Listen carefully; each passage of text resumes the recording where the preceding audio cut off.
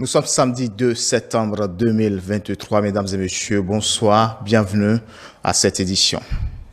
Le chef du comité pour la transition et la restauration des institutions du Gabon, le général Brice Oligui Nguema, a poursuivi ce vendredi ses consultations. Après le patronat, les leaders religieux, c'est à la classe politique de rencontrer la junte. Détail à suivre.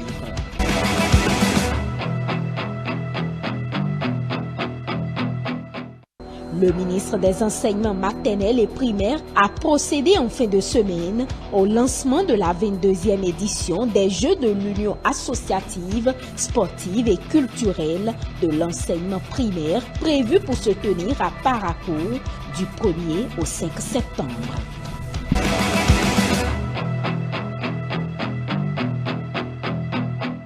Face à la presse, le jeudi 31 août, le sélectionneur national a dévoilé la liste des 25 guépards du Bénin qui vont affronter le 9 prochain les Mambas du Mozambique. Le sélectionneur se dit confiant pour la compétition.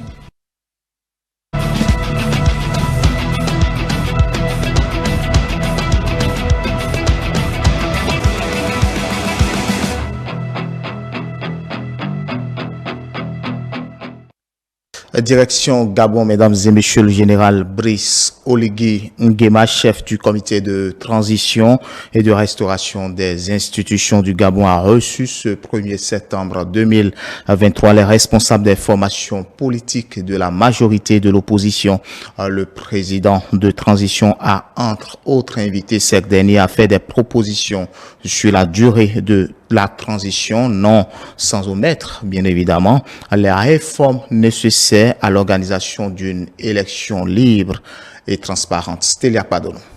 Après le patronat, les leaders religieux, le chef du comité pour la transition et la restauration des institutions, le général Brice Oligui Nguema, a rencontré la classe politique. Le chef de la transition gabonaise a pris tout son temps pour écouter les responsables des partis politiques qui ont effectué le déplacement. La rencontre a duré 4 heures d'horloge. Je souhaiterais que lorsque vous allez donner le pouvoir aux civils, que la question de la durée du mandat soit claire. Monsieur le Président, nous souhaitons tout naturellement que soit mis en place un acte constitutionnel qui permet de réguler la vie politique, la vie des institutions de la transition.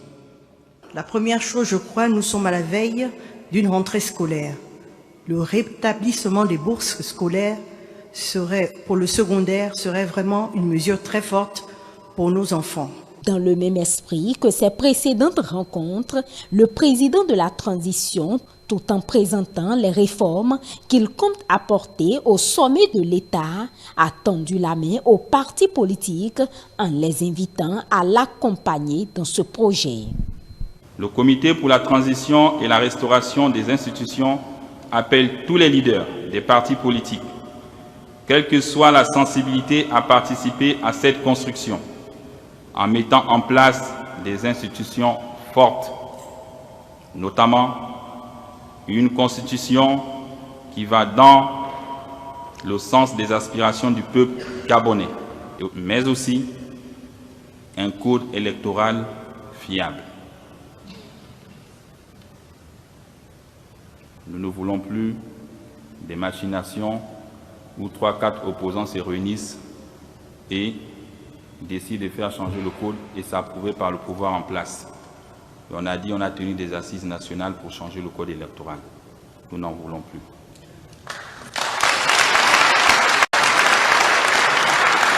Le général Oligui a été clair, la transition qu'il dirige est un régime d'exception. À ce titre, il a suggéré que le fonctionnement de la vie politique devienne également exceptionnel. Plus d'opposition, plus de majorité durant cette transition. Les partis sont libres de leur activité. Il n'y a plus de majorité ni d'opposition.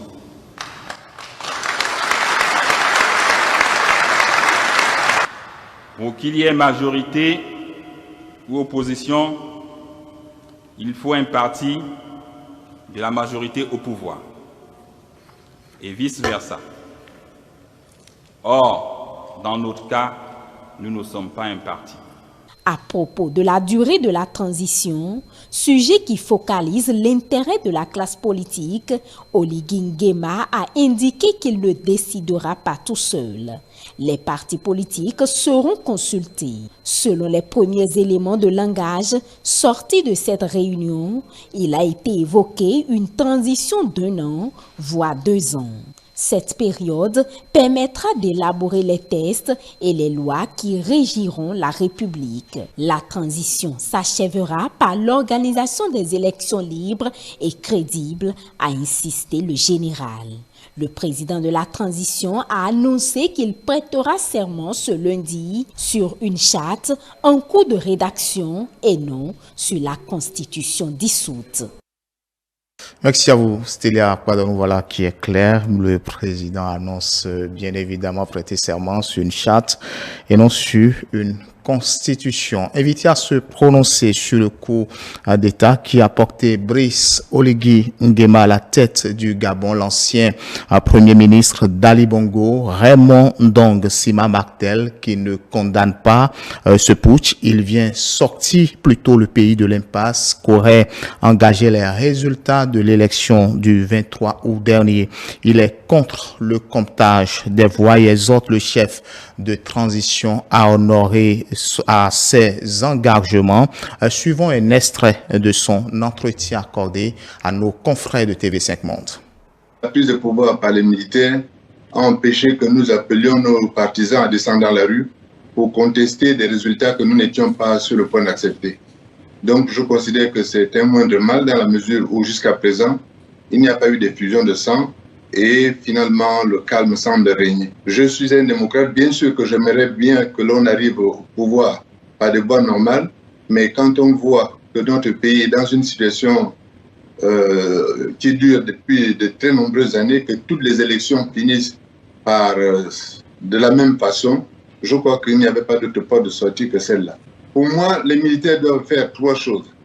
La première, c'est de mettre un cadre inclusif qui permette de remettre à plat l'ensemble des textes qui encadrent les élections et avant eux, la Constitution elle-même. Nous avons une Constitution qui a été tripatouillée de nombreuses fois. Il faut que le pays tout entier participe à sa remise à plat et que les textes qui suivent, qui encadrent les élections, soient revus. Ça, c'est la première chose.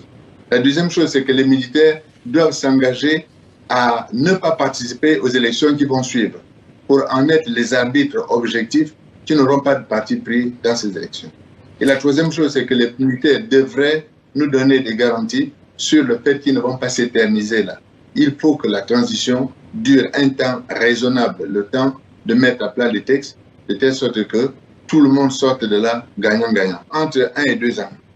Ça peut se terminer en 12 mois, mais ça peut prendre 15, 16 mois, 18 mois, mais disons que pour moi, ça ne doit pas dépasser le maximum absolu, c'est 2 ans. En réalité, il y a une jurisprudence 2009 de Mamboundou. En 2009, M. Mamboundou, candidat à l'élection, avait demandé le recomptage des voix. Et ce recomptage a été accepté par la Cour constitutionnelle. Il a été procédé au recomptage et malheureusement, les chiffres qui sont sortis ont confirmé ce que Mamboundou, justement, est en train de contester. J'ai dit clairement que nous n'avons pas participé au convoyage des urnes. Par conséquent, nous ne pouvons pas garantir l'étanchéité de ces urnes et la réalité des bulletins que l'on trouve dans les urnes. Je pense que les militaires, le centre gabonais des élections a disposé de 3 jours pendant lesquels il a été seul en possession des urnes. Personne ne peut garantir à l'heure actuelle qu'il n'a pas profité de cette période-là pour mettre en conformité les résultats qu'il annonce et le contenu des urnes. Parce qu'il s'attendait bien à ce que nous allions en contestation devant la Cour constitutionnelle. Donc, pour moi, ce n'est pas raisonnable de faire ça. L'exemple du recomptage, il a été utilisé en Côte d'Ivoire avec M. Laurent Gbagbo. Mais Gbagbo, les élections de Côte d'Ivoire, les urnes avaient été remises aux Nations Unies. Donc, il y avait quelqu'un qui pouvait se porter garant des urnes. Ici, ce n'est pas notre cas. Donc, ce n'est pas raisonnable. Je ne fais pas de politique contre un individu. Je n'ai pas accepté d'adhérer à la plateforme alternance de 2023 contre le clan Bongo. Je suis entré là-dedans pour qu'on obtienne une alternance dans la gestion du pays. Donc, je crois que nous sommes sur le chemin de cette alternance-là. Les militaires sont intervenus pour redresser le processus peut-être. Nous devons encadrer ou accompagner les militaires pour qu'ils tiennent parole et qu'ils fassent les réformes qui permettent de relancer les élections et d'arriver à une autre gestion du pays. Voilà ma démarche. Mesdames et messieurs, Raymond Ndong Sima, l'ancien Premier ministre d'Ali Bongo. On va parler maintenant de cette visite du chef de l'État qui se tient de l'autre côté de la Chine, en visite de travail en Chine depuis ce jeudi 31 août. Le président de la République, Patrice Talon, et sa délégation ont été reçus par le Premier ministre chinois et le président de l'Assemblée nationale populaire de Chine ce vendredi 2 septembre 2023. Le compte rendu. Le chef de l'État, Patrice Talon, au Palais du Peuple à Beijing. Salutations d'usage avec le Premier ministre de Chine.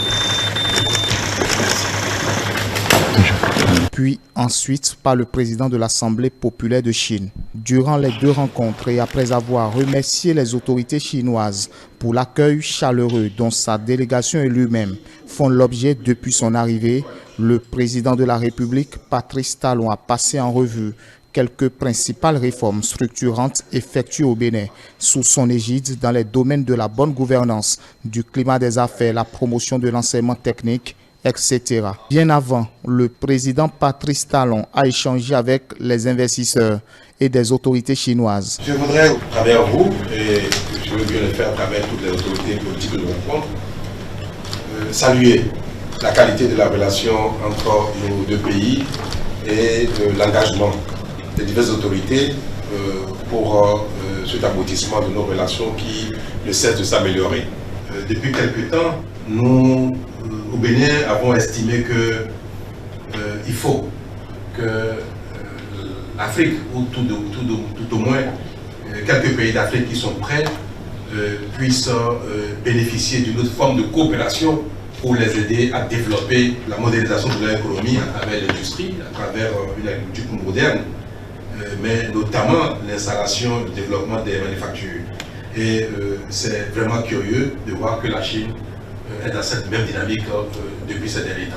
Nous avons proposé un mécanisme de co-investissement, une plateforme entre les autorités politiques administratives chinoises et béninoises pour aider, pour accompagner, pour appuyer les entreprises chinoises, que ce soit privées ou publiques, à venir investir, produire au Bénin, de sorte que cela puisse profiter à la Chine à cette entreprise, mais également profiter au Bénin en termes d'environnement industriel, créateur d'emplois, créateur de richesses également, créateur d'un environnement de développement d'autres industries.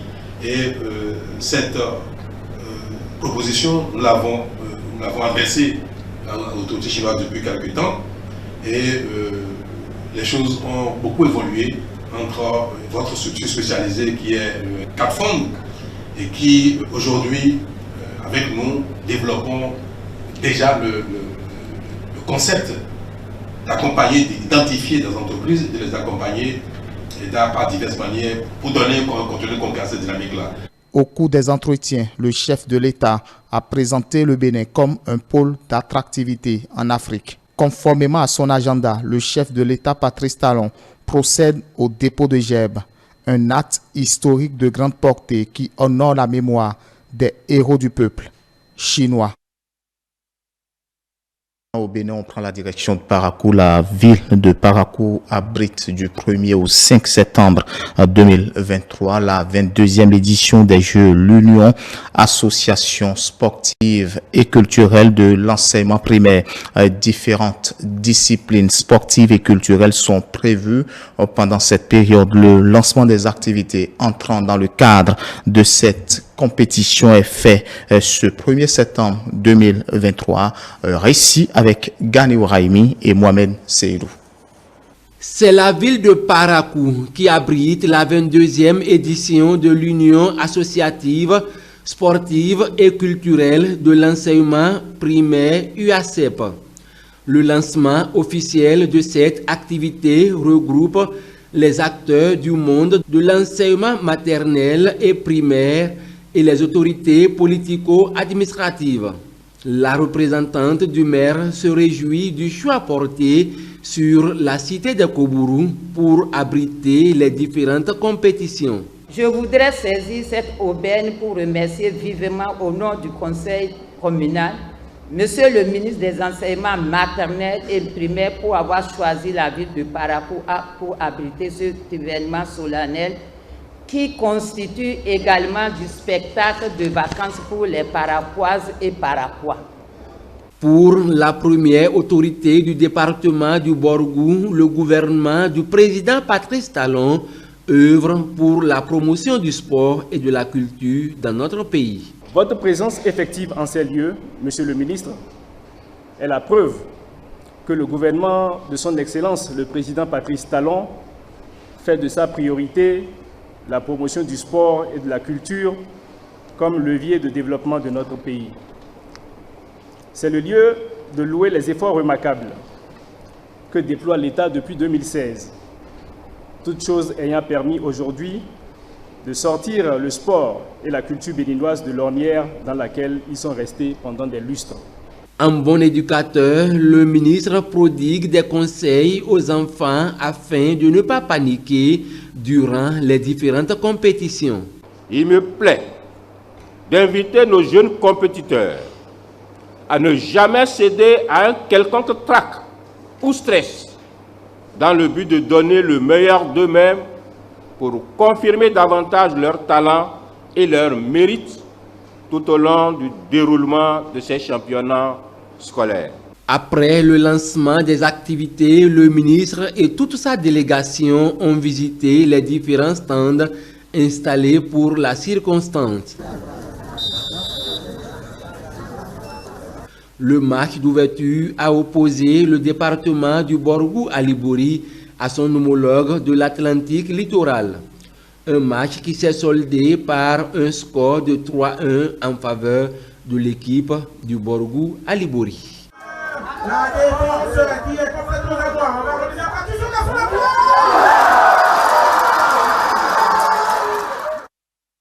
On reste toujours à Parakou pour dire que la salle de conférence de la préfecture de cette ville a accueilli dans la matinée du mardi 29 août les acteurs impliqués dans la mise en œuvre de la politique nationale de santé communautaire du Borgou pour la circonstance. Les dignitaires religieux, les autorités communales concernées, les responsables sanitaires et celles bien évidemment sécuritaires ont tous été conviés à cet atelier de concertation départementale.